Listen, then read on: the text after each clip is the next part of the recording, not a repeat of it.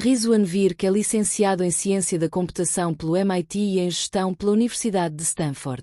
Foi um criador prolífico de jogos de vídeo, jogos baseados em séries de televisão, é investidor em muitas empresas tecnológicas e foi o fundador da Play Labs no MIT que incentiva a aprendizagem através dos jogos de vídeo. No seu livro A Hipótese da Simulação, Rizwan Virk mostra como a história e a evolução dos nossos jogos de vídeo, realidade virtual, realidade aumentada, inteligência artificial e computação quântica, podem levar-nos à fase de sermos capazes de desenvolver mundos virtuais, assim como nos filmes da série Matrix. O livro expressa a ideia de que a nossa realidade física, longe de ser um universo físico sólido, faz parte de uma simulação sofisticada semelhante a um jogo de vídeo. Segundo ele, a hipótese da simulação explica alguns dos maiores mistérios da física quântica, como a indeterminação e o entrelaçamento quânticos, universos paralelos, a natureza da velocidade da luz, como também explica conceitos como karma, reencarnação, a revisão de vida nas experiências de quase morte, entre outros. Hoje vou falar sobre porque é que penso que a inteligência artificial, a física quântica e os místicos orientais, bem como os místicos ocidentais, nos dizem que vivemos dentro de uma simulação informática ou de um tipo de videojogo. O conceito da hipótese da simulação é que aquilo a que chamamos realidade física, o que pensamos ser físico à nossa volta, é, na verdade, parte de um programa informático. Essencialmente, é como uma realidade virtual, ou como no filme Matrix, em que o Neo, a personagem principal, pensava que estava no mundo real, mas na verdade estava dentro de um programa de computador. O que me convenceu de que estamos realmente a viver dentro de uma simulação foi ver a forma como os videojogos se tornaram cada vez mais sofisticados. Estavam a ficar tão bons que se tornava cada vez mais difícil distinguir entre a realidade física e a realidade virtual. E hoje, a inteligência artificial está a avançar tão rapidamente na capacidade de gerar vídeos completamente realistas de seres humanos, de lugares na Terra e até de lugares que nunca existiram, que se tornou evidente para mim que com a ajuda da inteligência artificial, seremos capazes de criar mundos virtuais totalmente realistas. Isso levou-me a pensar, e se alguém já tivesse criado um desses mundos virtuais e nós estivéssemos dentro dele, sem conseguir perceber a diferença? Depois, ao investigar a mecânica quântica e todas as suas estranhezas, percebi que essas peculiaridades faziam mais sentido se estivéssemos numa realidade baseada em informação do que numa realidade física.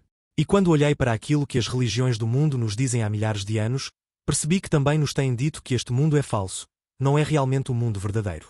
Existe um além que é o mundo real, e é nesse que realmente existimos.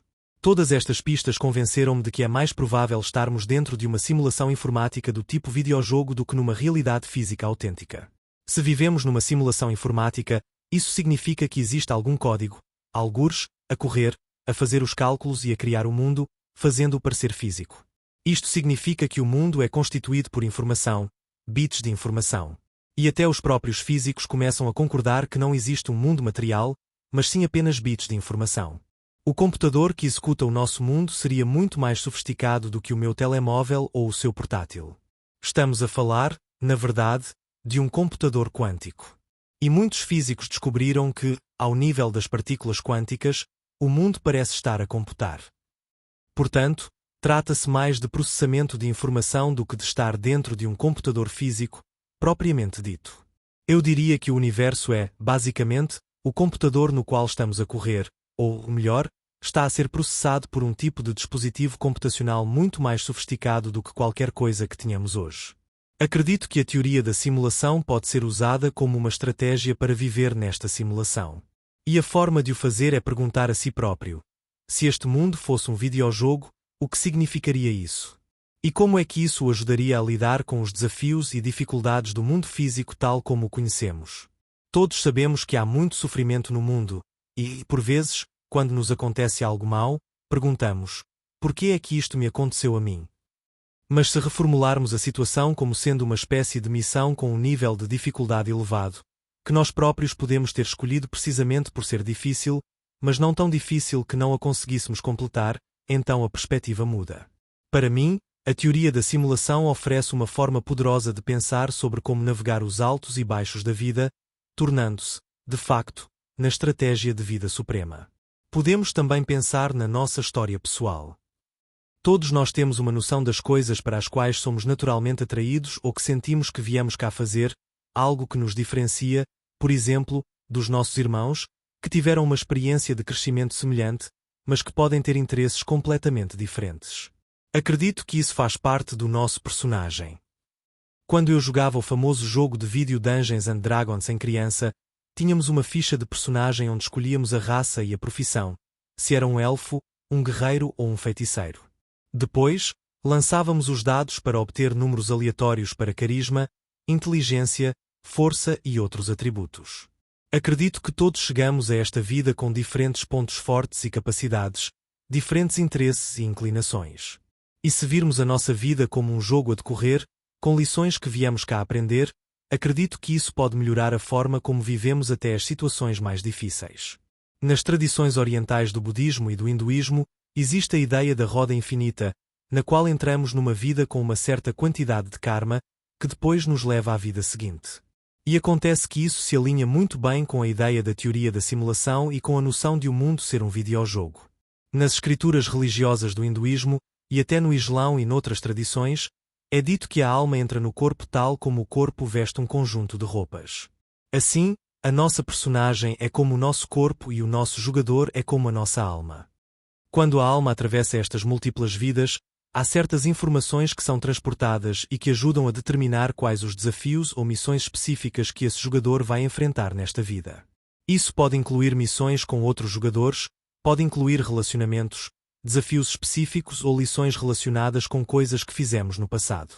Podemos, portanto, modelar todo o karma como uma base de dados de informação e, à medida que avançamos na vida, vamos basicamente acrescentando dados a essa base, adicionando missões que precisam de ser cumpridas no futuro.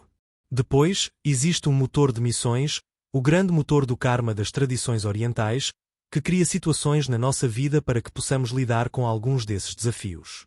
Se formos capazes de atravessar todos os desafios, podemos acabar por alcançar a iluminação. Nos videojogos, há utilizadores com habilidades que uma pessoa normal não tem, como a capacidade de flutuar ou de usar certos feitiços mágicos. E nas tradições orientais, existem yogis e sábios que desenvolveram vários tipos de capacidades que o resto de nós não tem. Por vezes, essas capacidades resultam de já terem jogado o jogo antes e de terem acumulado certas competências que a nossa personagem ainda não tem. Isto é muito semelhante à ideia de karma e à noção de continuar a jogar o jogo, como no filme O Feitiço do Tempo, até conseguir acertar. Assim, uma pessoa iluminada não está apenas a cumprir o seu karma. Ela já passou por todos os desafios que considerou necessários para aprender as suas lições e já não precisa de voltar a entrar no jogo.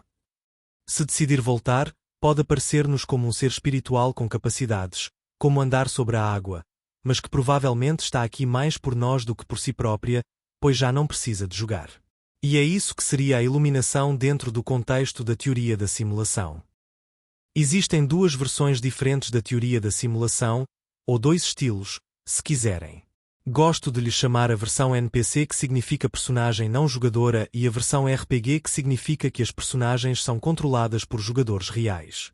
Portanto, nós. Na versão NPC, Elon Musk e Nick Bostrom apoiam esta versão.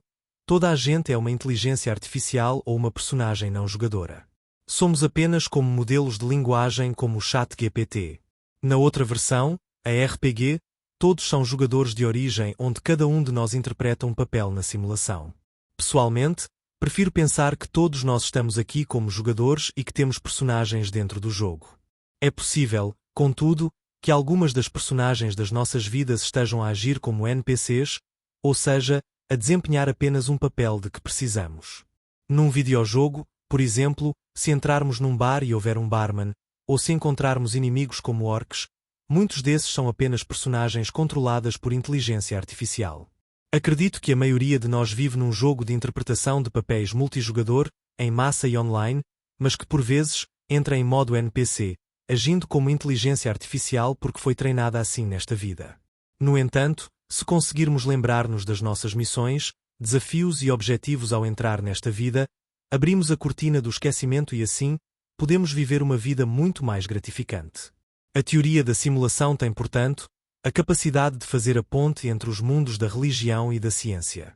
E penso que demasiadas vezes, no nosso mundo, as pessoas ligadas à ciência seguem numa direção e as pessoas ligadas à religião seguem noutra. A hipótese da simulação oferece uma linguagem comum e uma forma de pensar o mundo físico em termos tecnocientíficos, mas que também se relaciona com as lições que as tradições espirituais do mundo nos têm transmitido desde sempre.